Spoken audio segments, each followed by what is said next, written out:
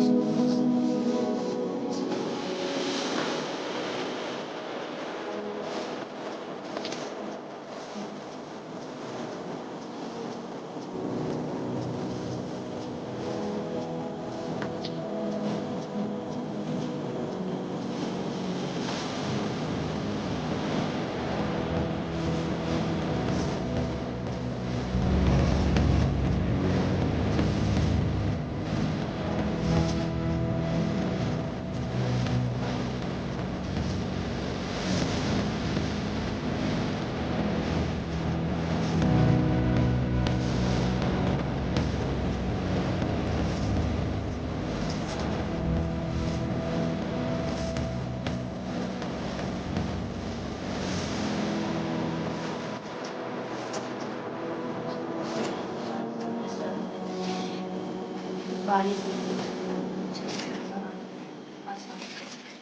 इतना ज़्यादा मैश करेंगे उतना ही बारीक होता जाएगा, उतना आसान रहेगा इसको बनाने में। बहुत अच्छा लगता है। सोहिना हमारे यहाँ इसको बोला जाता है, इसमें बनाते हैं। तो आज हम सोहिना ही बना रहे हैं। आपके यहाँ क्या बोला जाता है आप लोग कमेंट में जरूर बताइएगा। ये देखिए हमारा ये मैश हो गया है ना, बिल्कुल एकदम बढ़िया से मैश हो गया। तो इसको देखिए हम कढ़ाई में तेल डाल दिए हैं।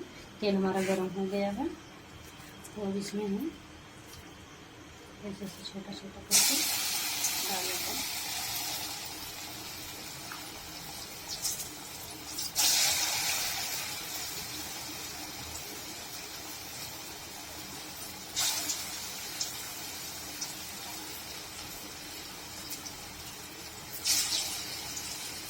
भाई इसको आप नाश्ते के साथ जैसे वैसे ही चटनी इतनी नहीं खा रहे हैं आप, वैसे ही इसको नाश्ते में खाएंगे तो बहुत अच्छा लगता है।